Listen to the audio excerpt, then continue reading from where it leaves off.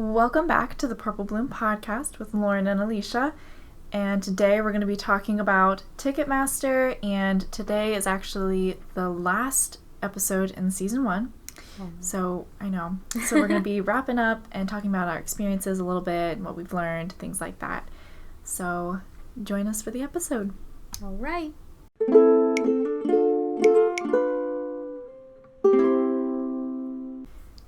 So, Alicia, we do live together, but we were not in the same house for the ticketing. We weren't. Permission to dance. No, we weren't even in the same state. No, we weren't. How ironic is that? I know, the one time. So where were you? Florida, and actually not at my house because that is a long story, but essentially Ticketmaster banned my IP many, many years ago. And so I've been scarred after having tried ticketing multiple times and not getting through. So I was ticketing at my cousin's house. Right. We love your cousin. We do. And I was up here and I was ticketing. My boyfriend came over. It was our date night, and he was so shocked at what events were in store for us that night. But he was a trooper, though, still. So what was the ticketing process like for you? So we both got codes, right, for the previous ticket holder. Yeah, because we both were previous ticket holders. Yeah. So we didn't get the VIP codes, was it? Right? Because we didn't have VIP tickets. We didn't have soundcheck. Okay. We just had regular, yeah. Yeah. So we missed out on day 1, basically. We were like, okay, it's fine. Right. And then we saw, the dumpster fire that was what was going on Twitter, and we were like, well, maybe it's not fine, but okay. No, it's not fine at all. Oh, blind my gosh. faith in Ticketmaster because they have a monopoly on this process. Right. And then day 2 came around, and I know for sure we both had issues trying to use our codes. Right. With our accounts. Right. And this is the day, we called each other. This isn't our first rodeo. No. We were on the phone for hours with each other because, if Alicia got tickets, then I would stop ticketing. If I got tickets, she would stop ticketing. Right. And we had to make sure, are you good with these tickets, blah, blah, blah. But I could not even get in using my code for the tickets that I bought last year. It kicked me out every time and said my code was unavailable. I think you got through on your online account, right? I through got the website? Through my friend who had, it was on my desktop. Yeah. But my friend had also bought tickets the last tour, and she had a code, and so I was able to use her code because God bless her, I love her, and I was able to get in that way. But I was just so upset because I paid so much money for those tickets last year, for that code, and it didn't even work. You know, and that's the whole day. Yeah. There was no tickets left for that day 2 when we were done. Yes. They were all gone. Were we both ticketing for day 2 or day 1? Day 2 of ticketing, sorry. Oh, okay. I think we were, and when we say day 2 and day 1, we mean December 1st and December 2nd. Right. I think we were trying for both days. I think I got in for December 1st. Okay. Though. Yes. 2 hours later. Yeah, I do remember that. And I remember I couldn't get on the desktop site with my code. I got on the app. Yeah, so it was the same thing that happened to you too.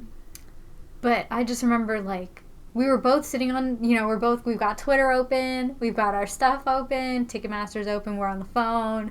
We're I know. What's going on? I'm trying to make dinner and have a normal life with my boyfriend as well as all of this happening.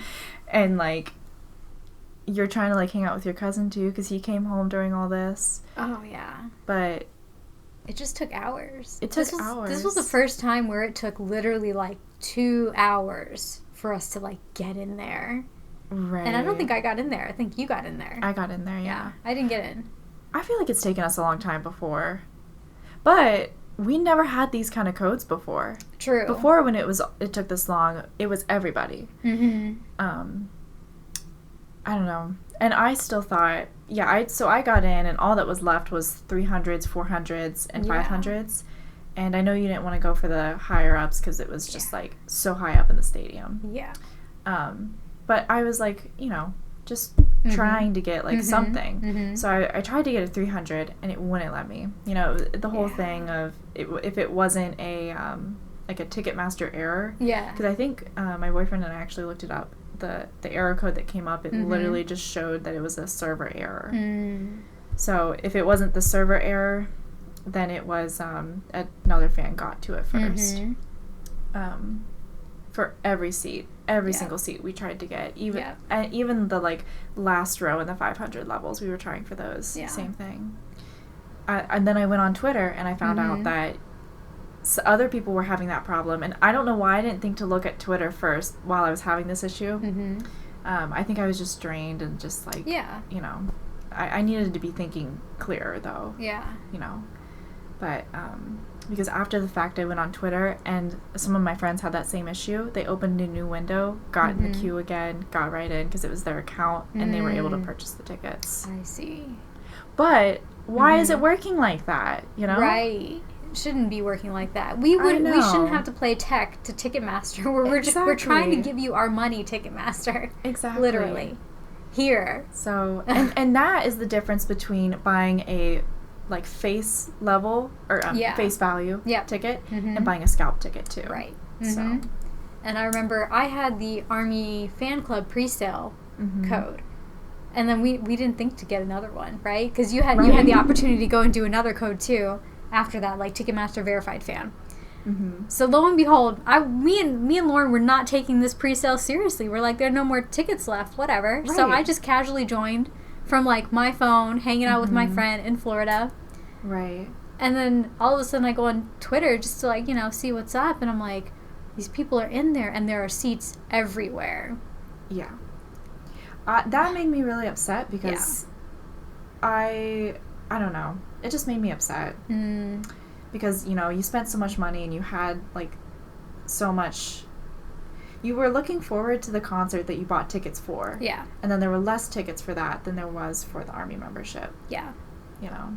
And there's no way to know what Ticketmaster did in terms of allocating tickets per pre-sale, and they're definitely not going to tell us what they did. But clearly they did not allocate very many seats for the second round of ticket holders. Exactly. For, you know, not for the sole one. So, yeah. And had I known that there would have been that many tickets, I would have legitimately set up again with my computer, and I would have gone in. I would have bought the membership just so I could help ticket, you know, if I would have known that. And I think the other thing too, was this right where VIP, like people with the VIP code got sound check? Our code did not get sound check, but the Army membership did get sound check. Yes, I do distinctly remember there being some sound check tickets available for Army. Okay. And we did not. That's true. Yeah, by the time we got in there, we got the leftovers from the VIP pre-sale. Right. I don't even think that there was any. No, I don't think so. I don't remember seeing it on Twitter. Right, that's what I'm thinking about. Yeah. But so that was just a whole shit show. And every year we think it can't get worse. And it gets worse. I thought it was going to be so much better this time because I was like, nice, we're like dividing it up. We won't be on the first round, but we'll be on the second one. Right. We're going to get something. But then I was just so shocked that they didn't hold any seats for GA. Yeah. And I thought that was really upsetting. Yeah. Because that was our last chance. Yeah. And then with the Army pre-sale, I ran into the same problem you did, where I had the code and everything. I was ready to go, and every time I tried to check out, it was like, nope, someone else beat you to it, or error, and kicked you out of the queue. And now I'm only on one device, so I'm like, well, crap, now I've got to go out of the app, go back into the app. Right, you can't just open a new window on your desktop. Yeah, and it kicked me out of the queue multiple times, to the point where I was just like, I've wasted all of my time today that I could have been spending with, like, my friend. Right, because you were going out with your friend. Yeah, we were literally ticketing from, like, a Japanese restaurant. I've, like, got my phone plugged in, using her charger, using this Japanese restaurant's, like, electricity to try and ticket for this concert. Oh, I know, you were doing the most. I felt so bad. I would have gotten the membership if I would have known. Yeah, see, and that was, like, I think that's probably, like, the biggest issue I have with the process. There's just not enough information. Right. And Ticketmaster does it on purpose. They're very opaque about who's responsible for what and who allocates what. So, yeah. I know, it's frustrating. It's frustrating that, you know, if you got a ticket before, you might not have even gotten a ticket this time. Right. I mean, we didn't get a ticket this time. Right. We got our ticket for day one. which if you're going to day one, come see us. Right. We'll be in the 500s. We'll be up there. But one of my friends on Twitter, God bless Twitter, and God bless her too. She's so sweet. She got tickets to day one, but she got better tickets. She ended up getting better tickets, I think for day two or something like that. Something where she had an extra set for day one, and she sold them to us, and I was like, how much do you want for them? And she was like, just what I paid for them. And I was like crying. I was like, because these tickets were going for like thousands of dollars, especially at that point. So I think we really lucked out with that. We did. And we didn't even get tickets for day two. We're going to be in the YouTube theater. Yeah, right. I know. Watching the live stream of day two with everyone else who couldn't get tickets. Exactly. Come find us. Yeah, we'll be there. But all of this to say that after this whole experience, there were a lot of fans who were upset. Right. So there was a lot of movement going on Twitter. Like, how do we take this down? Right. Because we're a pretty powerful fandom. Right. If we want to take something down, I have faith in us. I do too. We're a very collectivist, yes, like kind of fandom. We are, which you don't really see a lot in other. That's true. Kind of groups of people. That's true. That are in like other fandoms.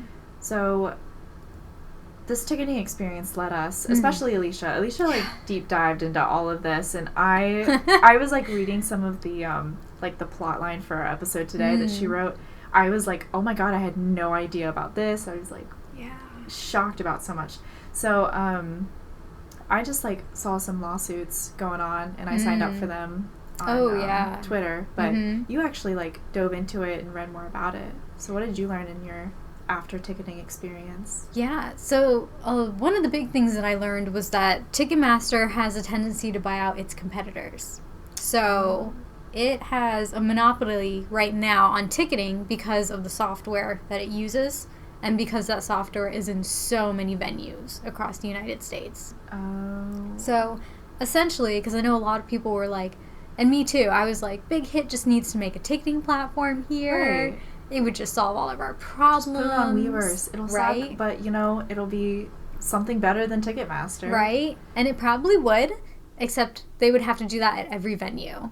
And I'm not sure they have the capabilities to go to a venue and say, hey, we want you to use our ticketing platform for this concert only. By the way, you can't use it for any other concert. So what is the value, really, to the venue? Right. So I think that's where they've probably hit some issues, because Ticketmaster at the end of the day is like a tech company, really. Right. They sell software. In addition to all the other things that they do. But software is their main thing. So I see. So like the venue has to pay for the software to be able to take it for the fans to be able to take it for the concert at the venue? That's a good question. I don't know if they pay for the software or like the access to the software. Oh, okay. But they have some kind of foot in it. Yeah, definitely. That has to be paid. Yeah. Okay. And they definitely have to like use it in order for them to be able to say, yes, these are the seats we have. Please put them on your platform so that they can sell. Interesting. Okay. I had no idea about this. That makes me remember for Wings in Chicago. It wasn't really, if I remember this right, because it was so long ago, it wasn't like through Ticketmaster, it was through the venue ticketing. Okay. So I wonder if they were I don't know if they're doing it anymore.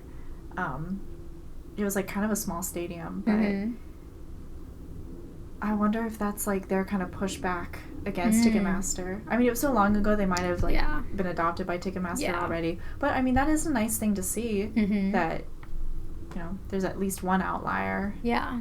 That's the only one I've ever seen. Yeah, I don't think I've ever ticketed through anyone other than Ticketmaster or LiveNation, which Ticketmaster owns LiveNation. Exactly. For anyone who's like confused about that. Right, which I learned through your like deep dives. Yeah. I had no idea. Yeah, because Ticketmaster likes to pass the blame off to other parts of his subsidiary, and I'm like, you're all owned by the same company. You're passing the blame along to each other, essentially. Right. And hoping that the fans don't catch on.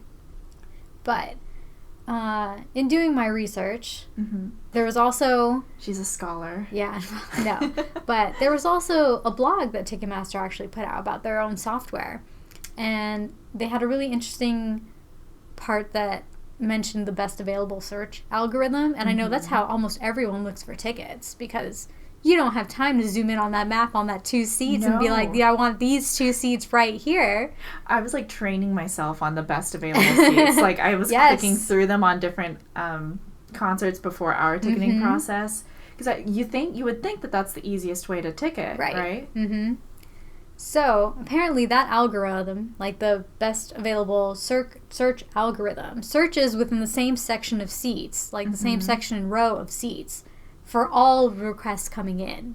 So essentially, you are competing with all 2,000 people like in there right now looking for tickets, and the system is only going to show you the specific section and row that it has available right now in this algorithm. Right.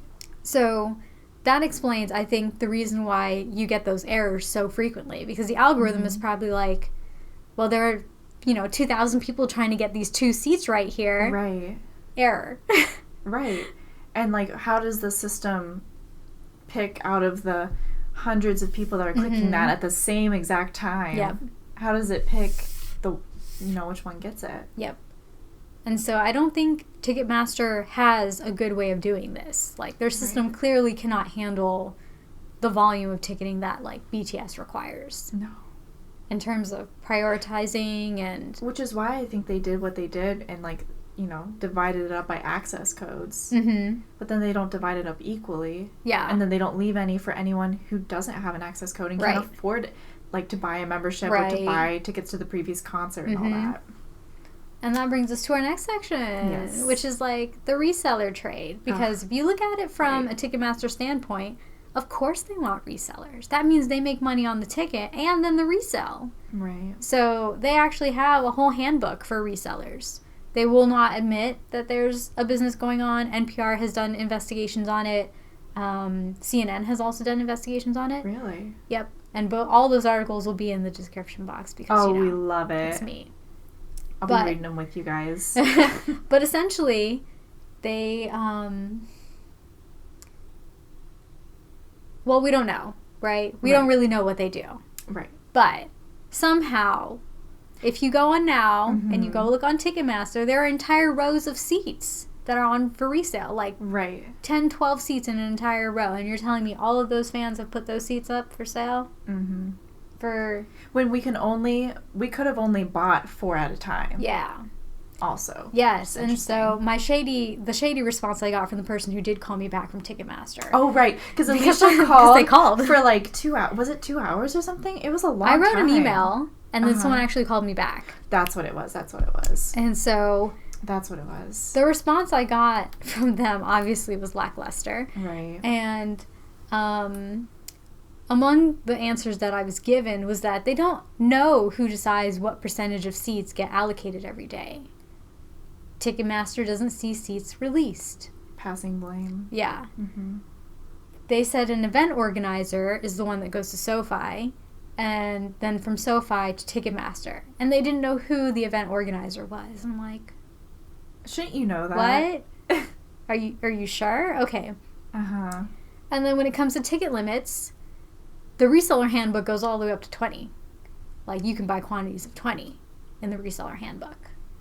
Really? And there is no way to cap it when you go to buy tickets. Like, the little drop-down menu does not stop at 4. Oh. So, in bringing that up to this lady who called me back, she said that someone else, a third party, checks ticket limits. And they decide whether to enforce them or not. That's so shady. What in the world? So there's some other third party who is like, oh, you bought 30 tickets? Well, it's in the best interest of Ticketmaster, so obviously we're going to leave those there. Right. And the fans, the actual fans like you and me who are going and like, we don't need 4 tickets. Well, we, if we were going with a group, maybe we do. And we would just like follow the rules and just get 4 tickets. We wouldn't try because we actually want to go see the concert. We don't want to get kicked out by clicking 5 or whatever. Right. That's crazy. That's so shady. Yep. And essentially, what I learned from all of my digging with Ticketmaster is that they're just a shady company in general. Yeah. There's nothing straightforward about them. And one of the interesting articles that CNN brought up was that there was an employee who used to work for a competitor. And upon Ticketmaster employees finding out that this person still had access to passwords from their previous company that worked, they used that information to access that competitor company's computers and used it to their advantage, the knowledge that they got from that. That is so messed up. So that would just tell you the moral environment going on at Ticketmaster. Right. This is totally okay with them. It's not we're trying to do good by our customers. It's and our artists. It's we're just trying to make money at the end of the day. Yep.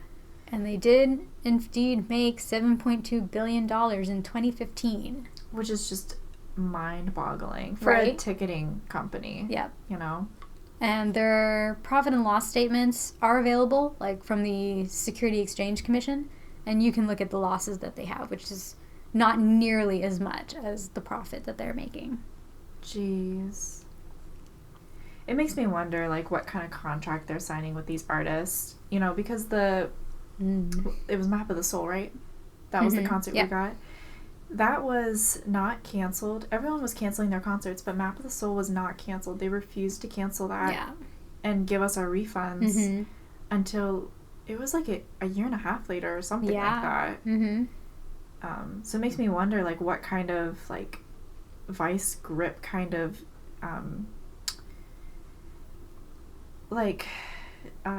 what's it called? Contracts that they have with their artists, Yeah. of how much of a cut that Ticketmaster is getting versus the artist. That's a good point.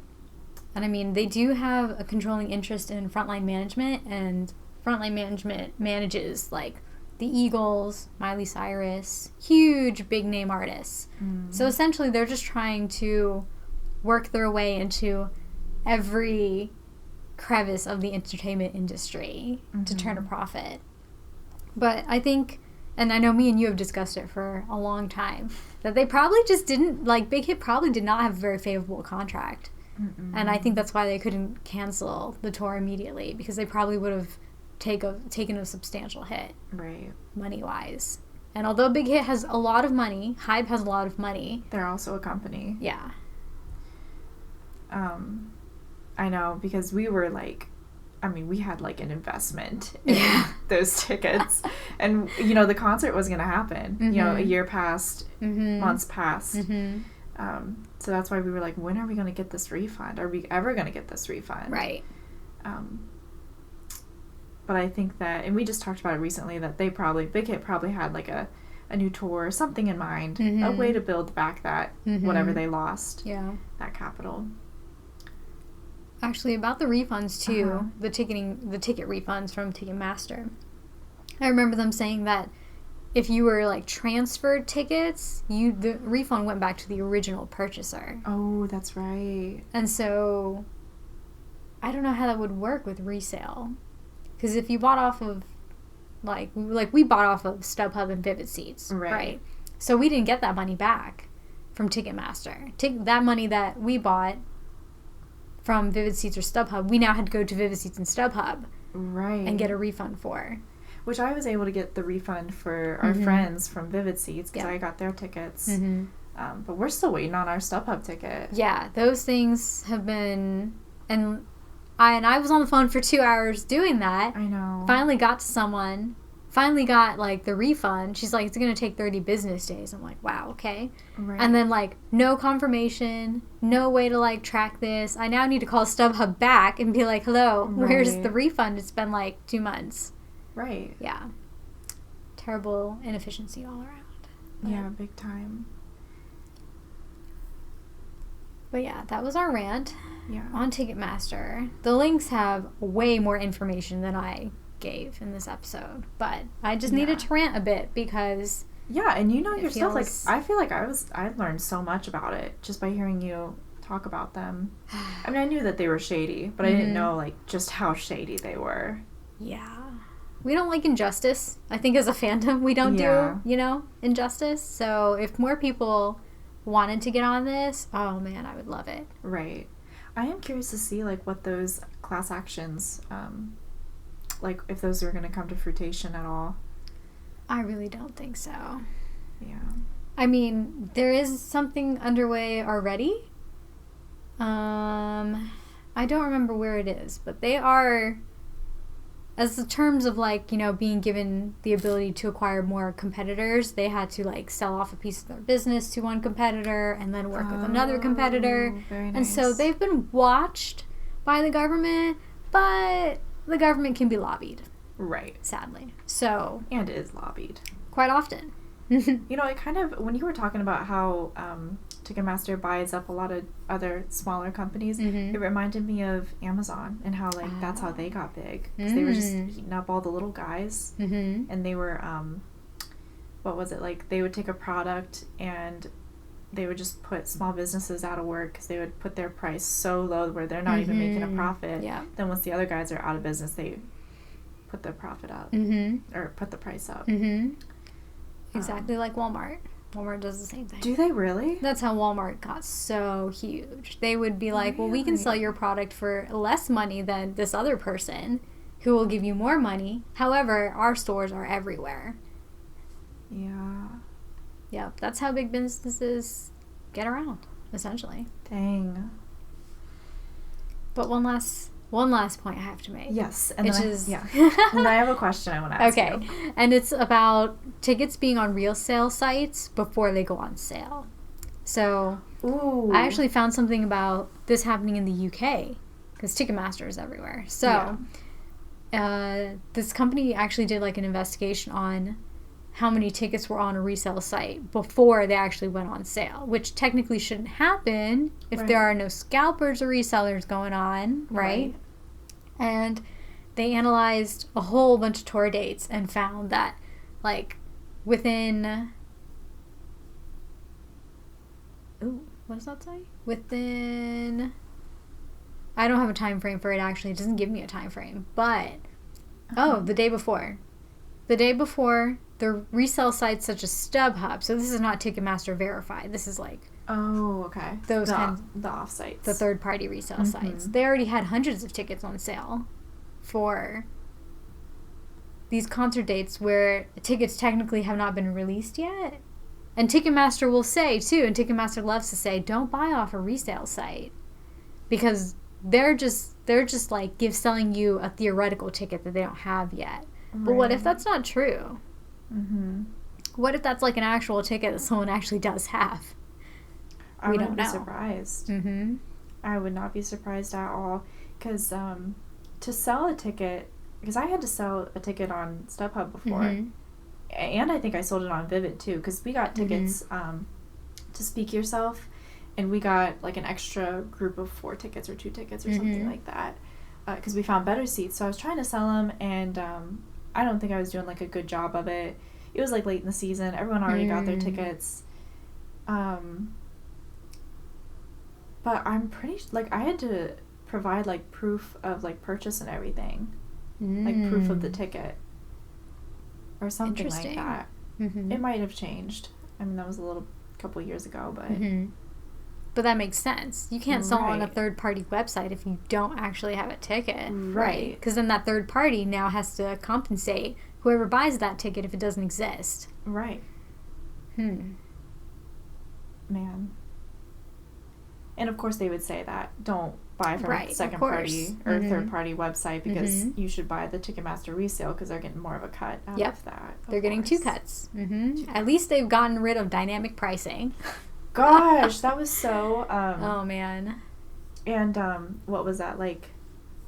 Not best seats, or premium seats? Oh, do you remember that? Yeah. Alyssa and I got premium seats to the Love Yourself concert, day 2. Literally no different of course. Than, like, regular seats. No. But that was all that we could get, you know. But it was like, dang. Yeah. Okay, so my question is, so let's say, you know, Big Hit are like, all right, we're going to do this, you know, TXT is getting bigger, BTS is going on, I mean, they're getting bigger and bigger. We're pulling up a new group. Like, we need our actual platform because these contracts that Ticketmaster's given us ain't doing it, right? We want it because if anyone's money hungry, it's all, like, Big Hit is so money hungry as well. Right. We could get into the NFT stuff, but we're not going to.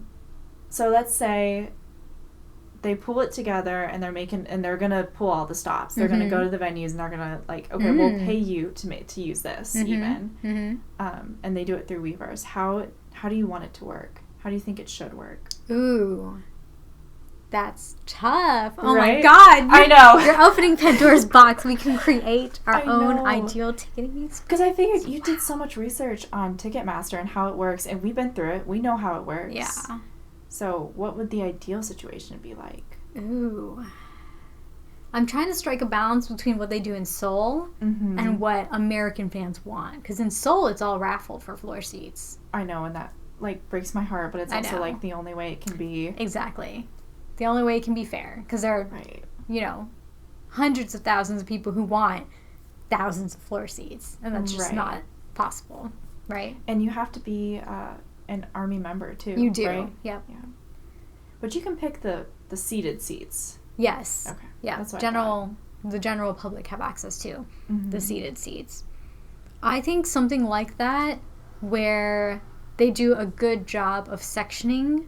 So these sections surrounding the stage or these sections in like this row of 100s, 200s, 300s going up and this row are like just for armies, like people who bought the membership. Right.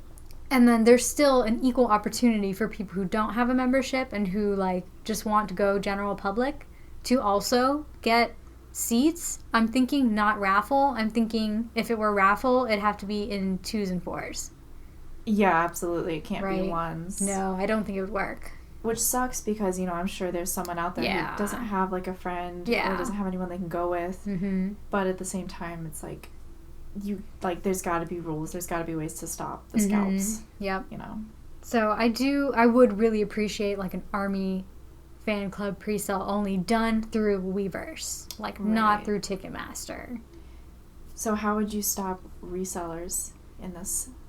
That's a good point. And I personally, as someone who had to go through the fan cafe process. Oh my God, you would make them do Put that? questions. Would love to be like. Oh my gosh, I love that. So tell me what happened in this Bangtan bomb from, March 3rd, 2015.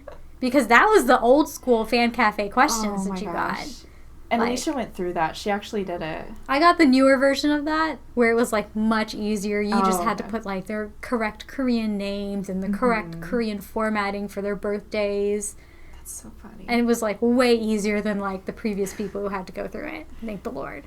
Wow. But if it were up to me, I'd put a questionnaire on there. Like there are like 300 random questions that Big Hit have created, what I was gonna say. And you get 5 random ones. And if you don't answer, you get 3 attempts. If you don't figure it out, sorry. Yeah, 2 out of 3. You can just get funneled into the GA section. Yeah, I like that. Yeah. Because knowing me, I'd mess it up somehow. No. But at least they still have like an option. But I think that's such a good idea, and that would weed out a lot of people. Like what's J-Hope's favorite color? Right. That's a hard one. I don't know that answer. What is that answer? You don't know that answer? His favorite color is green. Oh my gosh. Totally would not have known that. Okay, but a better one. What's Taehyung's favorite color? His favorite color is green. No, it's not. It's purple. Oh, but he just made I Purple You. What? Wait. I don't think purple's... Yeah, I think it actually is either green. Oh, shoot. It was purple back in 2017. Girl, we are so behind the times. We would fail this quiz! We wouldn't even get tickets. We're so... Oh, my God. Shit. Oh, no. Oh, wait. Can I say that? Oh, no. No, a good question would be like...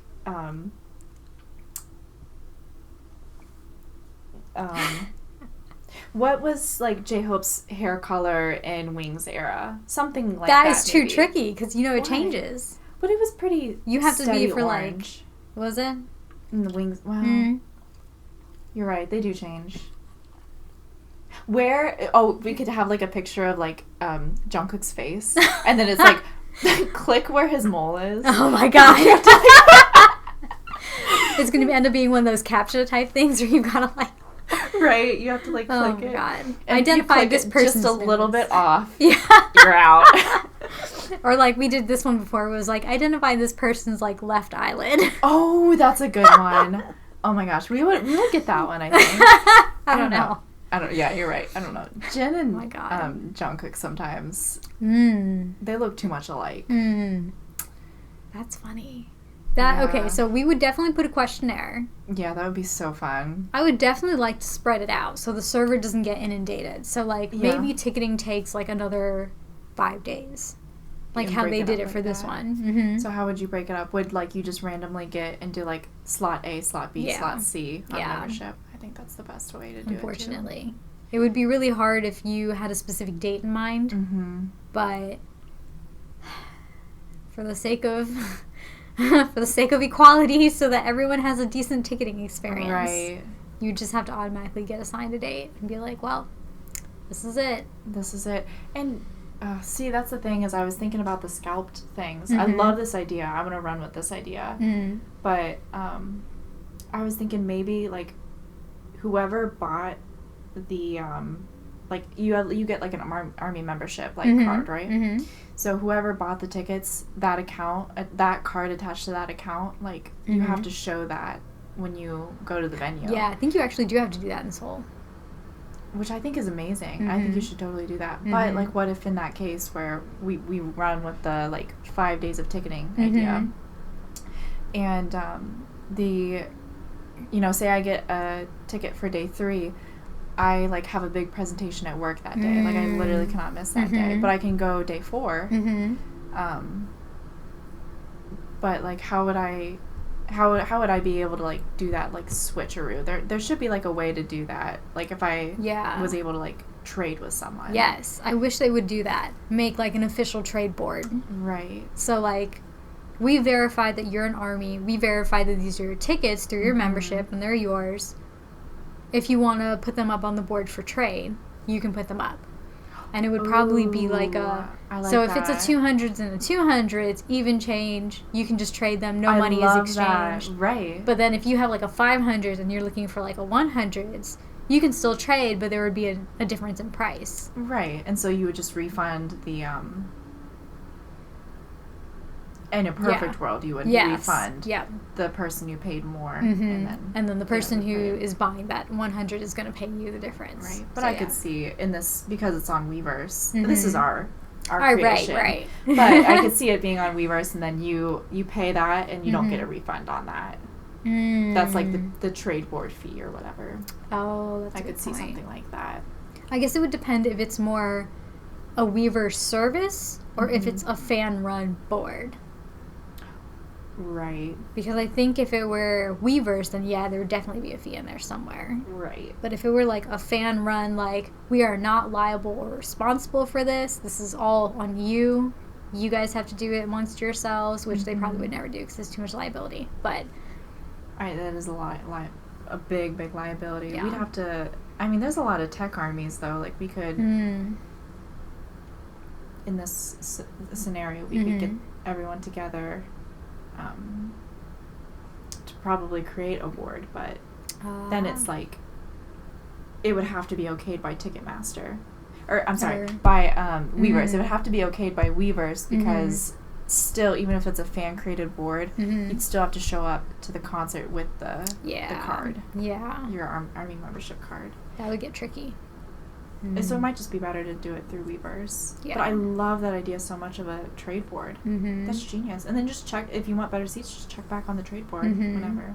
It would be nice, too, just so that it would, like, limit that, like, okay, scalpers don't have access to this. You can't overprice it. Like, I would love for it to be automated to an extent where it's like, okay, you have 100 levels and you're seeking a 200 level, so we know that there's going to be a price difference, and this is going to be the price difference because these are both face value seats. Yeah. And so you'll get refunded for this if you purchase this ticket. And then it's not a guarantee, but it's up there. Right. And you know how much you'll get refunded or how much you'll have to pay. Right. And it's all face value. Yeah. I mean, minus like a fee that you might have to pay or something. I love that. I love that so much. I think the highest I saw resellers going for right now is like $38,000. Wow. And is this on Ticketmaster or on third party? This is third party. Okay. I think this was on StubHub. Okay. Yeah. Ticketmaster prices, because I've been checking Ticketmaster quite often, and they have been slowly falling steadily. Yeah.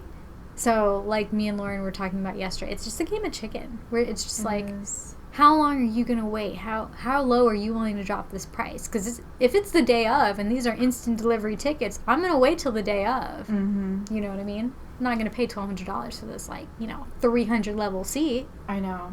But now we're in, that pickle of, I just saw on Twitter, someone was talking about how they have 2 tickets for sale, 200 levels, not on the days that we're going. I think it's in November. Okay. But they said that they're asking for $800 for them, because that's how much they paid for them. But on Ticketmaster resale, they have to put them at $100 or $1,000, $200 or something like that to get what they paid for them. Right.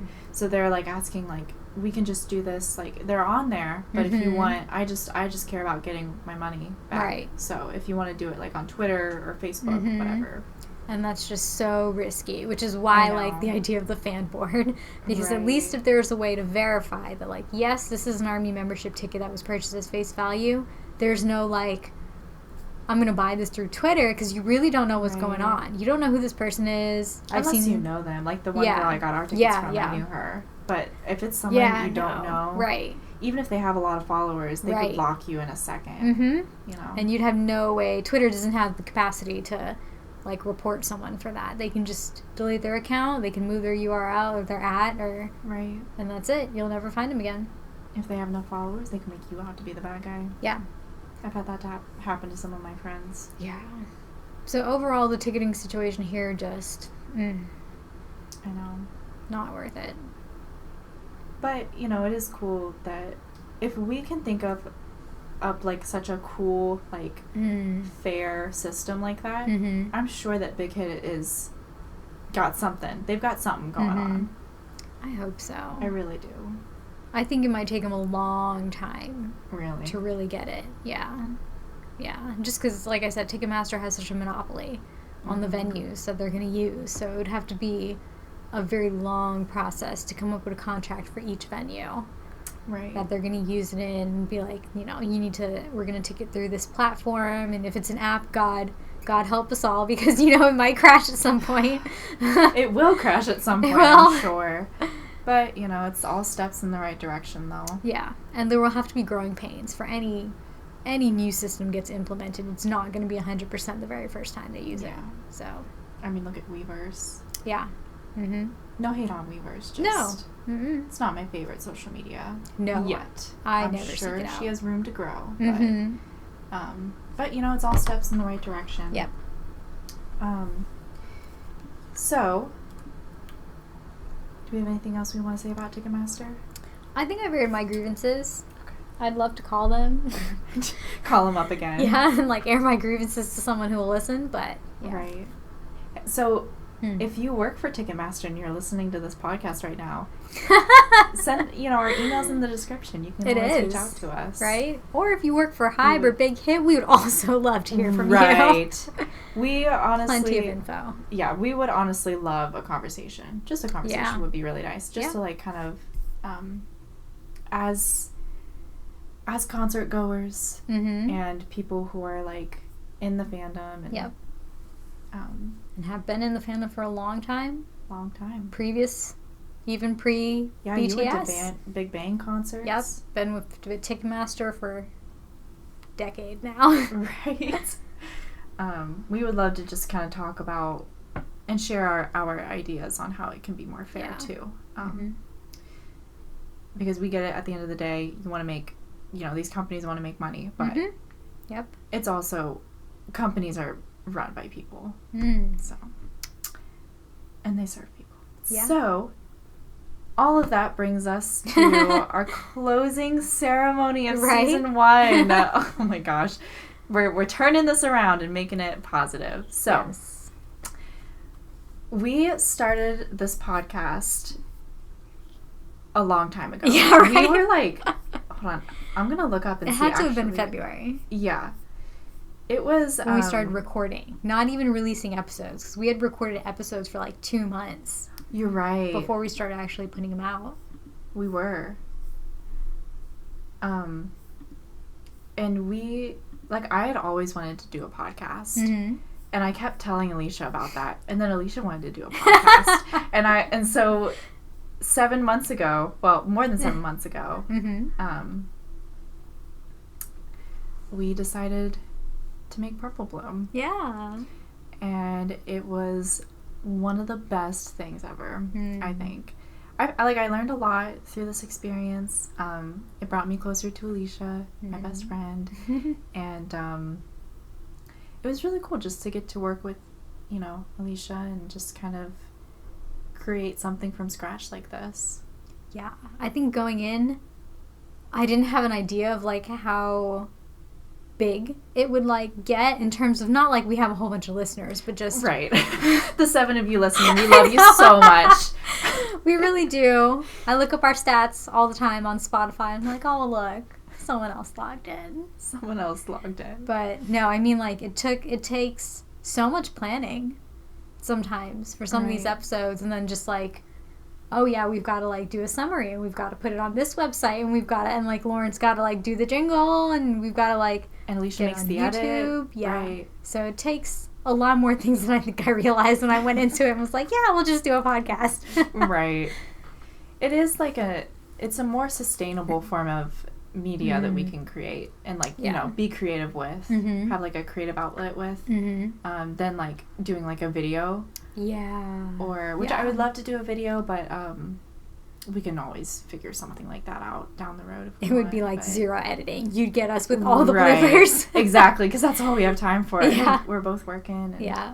And, but it was really cool, like, to just like share our experiences though. Yeah. I feel like I learned a lot about you and your experiences. Same. Growing up and the things that you went through and how you kind of see the world and BTS just like through this podcast. And like, I mean, of course, like I know you because like you're my best friend, but it was also cool to like have this like kind of open, vulnerable kind of stage to be on with you too. Yeah. Same. And like, even though we've been friends for a long time now, there's still things that we learn about each other like every day. Yeah. So doing the podcast, same. Like I learned a lot about how you think about things and like your perspective on something. Because like, we both went through the same experiences and had, our own perspectives for going through it. Just like moving. Yeah. Right? So. Yeah, we moved in the middle of this. I can't believe all that. Okay, I have 2 questions for you then before we close. What did you learn? What was the like one thing that you learned the most from this podcast? Like if you were to learn anything from this podcast that like you're going to take with you after season 1, what is that? Sorry, I'm giving you such... I did not like run these questions by her at all. This is all like a canon. Ooh. That's tough. I'm like scrolling through our episode list right now like what did I learn? I don't know if I could identify one big thing. I think I learned so many little things. Right. Not even just about the process, but just about like the things that we talked about. Like I don't know, like wellness and our like careers and like I think a lot of I think I know. My favorite thing is like all the conversations we've had around topics about our blog that like or the podcast that like never actually made it into the podcast. Because we have so many conversations prior to an episode, after an episode. During the episode is just what you guys get. Right. I remember there was one time when we were like talking for like 2 hours about the topic of the podcast. And I was like, wait, we should probably start and repeat all this. But we just continued the conversation, really. That was so funny. Yeah. That was a couple episodes back. I can't remember what episode that was. But yeah, you're right. We do have like a lot of... I mean, and we talked about this Ticketmaster thing a lot too. And you did a lot of work too and getting all the links together and doing all the research and putting all the summaries together too. I like that. That's just the part of me that like enjoys having everything organized. I know, it's so cute. We're going to LA and like I made like this messy itinerary and Alicia was like, I'm gonna fix this up soon. No, I mean I just added the logistical information we need. I know. It's so perfect though. Everything's organized. But I think I learned that how efficient, productive, and creative you can be when you have a partner that has that is on the same wavelength as you. Yeah. You know? Because I've done things before, like projects and like creative things before. But I feel like Alicia and I are like on the same wavelength of like, we want to make an impact. We want to do something good. We want to create. And we want to talk about important things and like learn new things and talk about different opinions and like learn about each other more and things like that. And I think it's kind of hard to find someone like that is on that same wavelength and wants to do those things. So I think I just kind of realized like, wow, we can really do something really cool by putting our heads together, you know? And I know definitely when we started this, I was like, wow, we're a good fit. Because Lauren is a doer. And I am a planner. So, so the reason that any of our episodes get recorded is because of Lauren. No. I just plan everything and I'm like, alrighty, I've done my duty. And now Lauren's like, okay, that's great. Now we actually have to like record it. Right. Because I just get so excited about it. But I'm so bad at planning. So it works. Because I like don't plan anything. Or I'll do like minimal planning and then kind of wing it. But it gets done. So. Right. So that was my first question. What did you learn? And then my second question is, what was your favorite part of this last season? Okay, I went first last time, so now it's your turn. Oh, shoot. Okay. My favorite part. I really liked, specifically, I thought it was really fun talking about our concert experiences. Yeah. That episode was one of my favorites. Yes. It was like such a journey down memory lane. I think after that episode too, I went and I watched the vlogs again. Yes. It's so nostalgic. And like, you know, it's one of those things where at the time, maybe I was hungry. Maybe I was tired. Maybe my feet hurt. You know, maybe I was ready to drop down and take a nap. But looking back, it's like, those things kind of fade away. Yeah. And then the happy moments of being there, you know, of like feeling the sun on my skin, of being being next to my best friends, of, you know, BTS playing in the background, of, you know, being behind the camera and like watching you guys have a good time through like a vlog. Those are the things that I remember. And like, that was just so fun to like kind of talk about. Yeah. On that episode. So that was probably one of my favorite parts. Also, I really liked the all the graphics and stuff. I was like amazed by the graphics you made. So I really liked that part and like getting to post those on Twitter. I thought that was exciting. Aw. The designing part of it all, I guess. Yes. It's probably one of my favorites. I did like the designing part too. The graphics are some of my favorite part just because I get to like send out and then like just put everything together. I do like being creative, so yeah, that definitely fulfilled that itch. It's nice to have an outlet, especially when you get busy. It's hard to find an outlet. Yeah. But my favorite part, or should it be favorite episode? Because I really like that episode too. Really? Going down memory lane is just so fun. So fun. And it was cool, too, because I think I got to learn a little bit more about your Wings experience, too, because that was the one concert we didn't go to. Yeah. So that was really neat. I think I liked how often we talked about our experiences and like, mental health and just the topics that, like, we're really passionate about. Right. For me, that was, like, because sometimes you don't, like, get to say all those things to people, like, in your day-to-day life, like, coworkers or just friends who are, like, not friends that you like see all the time and have deep conversations with. So I think that we like covered all of that and like learned more about each other through that was like probably one of my favorite experiences. I think so too. Yeah. Nice. All right. My last and final question for the season. What can we all expect for season 2? Oh my. Season 2, well, first of all, me and Laura need to get our lives together. Right. We need to get a routine. We don't really know what's going to happen on season 2. Yeah. But there are plans. Yeah. There are ideas in the doc. things that we would like to do, Mm-hmm. apps that we've been trying out. So things are coming. Right. Product ideas Mm-hmm. that we'd like to implement. So there's definitely more coming for season 2. Right. So definitely turn that notification bell on. Yes. On Twitter and on SoundCloud and on Spotify and on YouTube, of course. Yep. And I think we'll be bringing just the same things that we always have, like things that are really relevant to us, things that we've noticed that we need help with or we need information on and how to provide that. Yeah. So definitely stay tuned. We're not going anywhere. We're just taking a short break because my life is crazy right now and Alicia's life is crazy right now. She is working full-time and going to grad school and working out and spending time with friends and spending time with family. She amazes me.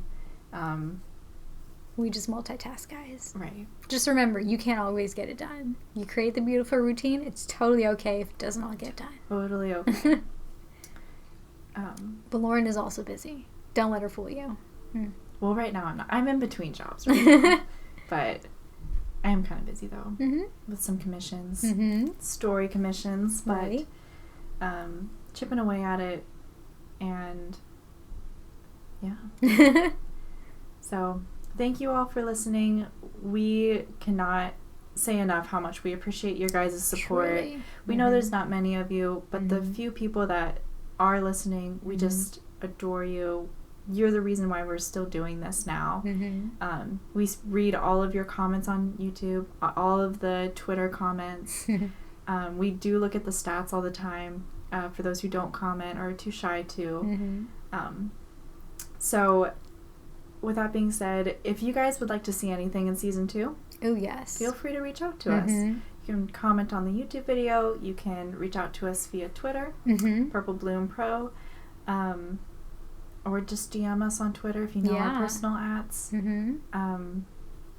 or just reach out to us through email. Yeah, we'd love to hear from you guys. Yeah, and thank you guys for sticking around. It's been a long season 1. It has. We did not plan for it to go down like this. A rocky road, if you will. But we do still appreciate that anyone cares to listen to us ramble for like an hour every episode. I know. It's so fun. Oh, man. All right. Well, on the first day of snow of the season will be our last episode of season 1. Yep. So, thank you guys again, and we will see you in season 2. See ya. We purple you.